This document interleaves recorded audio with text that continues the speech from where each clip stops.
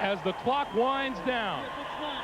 Now, every original AFL team has reached the Super Bowl at least once. We talked about a team of destiny. Jeff Fisher's Titans look to be that.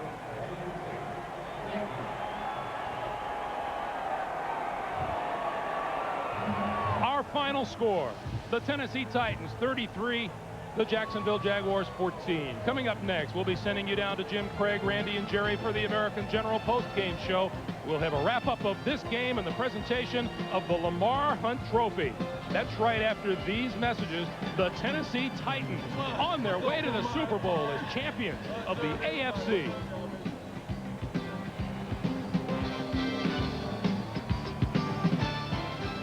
Boy, you have to give true congratulations to the Tennessee Titans. It was a comprehensive victory. Me and George, we know our football. Yeah. I must be honest, and I'll see what George thinks in a minute, but I fancied Tennessee to win this one by playing it close, by that swarming, aggressive defense that I thought would come after Brunel and really make him struggle. What I did not expect was the way this team blew it. Exactly.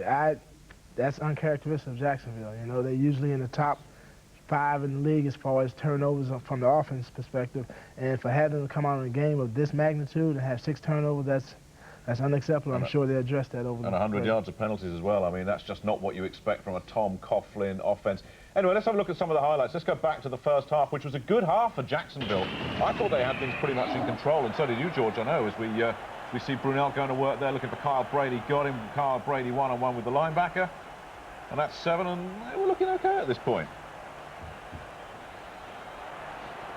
And here this half, Jacksonville had the opportunities to almost put the game away. They certainly did. McNair, I think, really was the key man as far as the Tennessee Titans were concerned today. Showed an awful lot of poise, an awful lot of guts as well.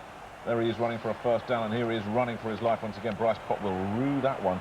But McNair, for me, if you have to pick one guy out of this game as the guy that's taken his team to the Super Bowl, it is Steve McNair. Staying in the first quarter, McNair again to Yancey Thigpen, broken leg and all. And Thigpen going in over Aaron Beasley, and the Titans draw level. Thigpen, they want him for the Super Bowl, don't they, George? Yeah, it'll be a test to the trainers to get him back on the field, at least by Friday, and that way they give him a chance. That's right. But it still seemed that Jacksonville were winning the battles in the trenches, particularly up front, as we just see one of very few decent running plays from Eddie George in that first half. They were stuffing Eddie George in that first half. And McNair, well, he was forced to throw under pressure. Fernando Bryant had already missed one. This one he did manage to pick up. And then a pick at the other end, Marcus Robertson, who also had to leave the game with a broken ankle. So we'll see an angle of this. They are going to miss Robertson, although Dorsett looks a good replacement, didn't he? Yes, but this week they'll have a whole week to get Dorsett prepared, and he'll be ready. McNair getting a hit from Tony Brackens. That didn't draw a flag. Those two would meet again in the second half, and this time there would be a 15-yard penalty.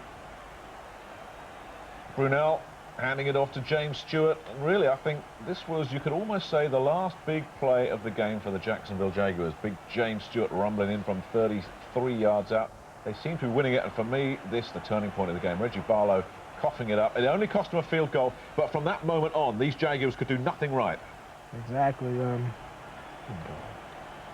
A fumble there from Steve McNair, but it's recovered and it just turned into a field goal. But at 14-10 at the half, it was kind of good news and bad news for Tennessee. I mean, the bad news was I felt that they were being pretty much outplayed at the line of scrimmage. But the good news, Kevin, obviously, they were just 4 points adrift.